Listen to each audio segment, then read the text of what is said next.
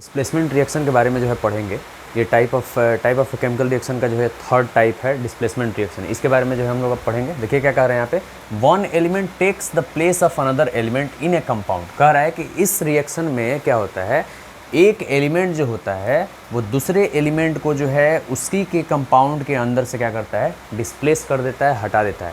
अब ऐसा इसलिए होता है क्योंकि ए रिएक्टिव मेटल डिस्प्लेसेज ए लेस रिएक्टिव मेटल। इस रिएक्शन के अंदर क्या होता है, एक जो मोर रिएक्टिव मेटल होता है वो एक लेस रिएक्टिव मेटल को क्या करता है, हटा देता है।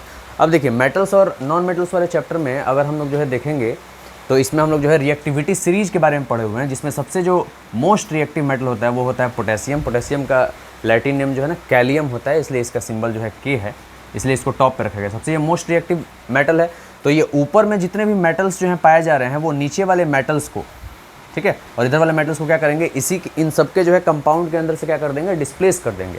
ऐसा इसलिए करेंगे क्योंकि ये मोर रिएक्टिव हैं और इसी के कंपाउंड के अंदर से क्या करेंगे, डिस्प्लेस करेंगे। जैसे यहाँ पे एग्जांपल में दिया हुआ है कि जेडेन जो है, जिंक जिसको बोलते हैं, जिंक के एक स्ट्राइप को अगर कॉपर सल्फेट के सॉल्यूशन में, जो ब्लू कलर्ड सॉल्यूशन होता है, उसमें अगर हम डिप करते हैं तो जिंक सल्फेट बनता है जो कलरलेस सॉल्यूशन बनता है, और कॉपर यहाँ से जो है क्या होता है, डिस्प्लेस आउट हो जाता है उसी सॉल्यूशन के अंदर जो है।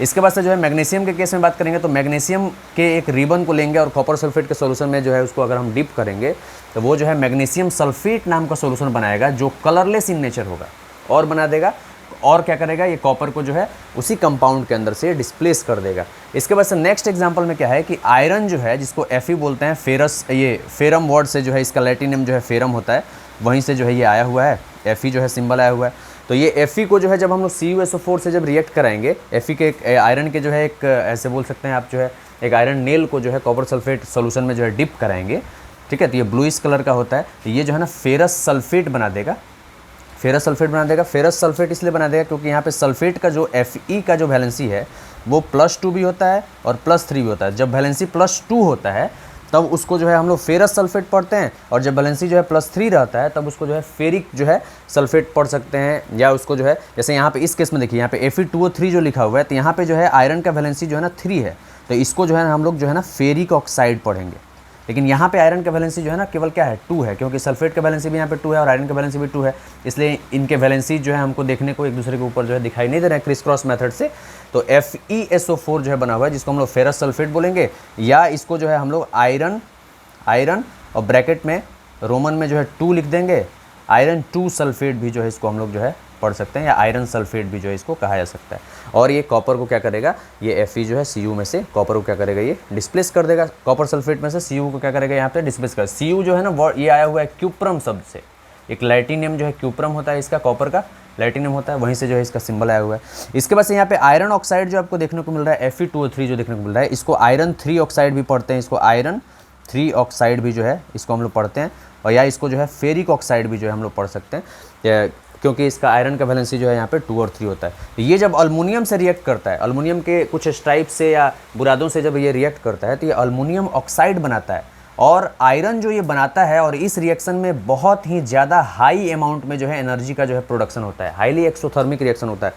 एक्सोथर्मिक रिएक्शन उस रिएक्शन को बोलते हैं जिसमें लार्ज अमाउंट में हीट प्रोड्यूस होता है, ठीक है। जैसे में कैल्शियम ऑक्साइड को जब हम लोग वाटर के साथ जो है डिज़ोल्व करते हैं तो ये बनाता है calcium hydroxide.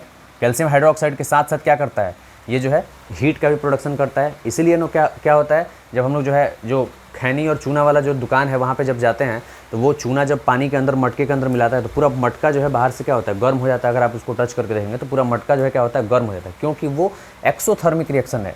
In that reaction, a large amount of heat is produced there. That's why it is called exothermic reaction.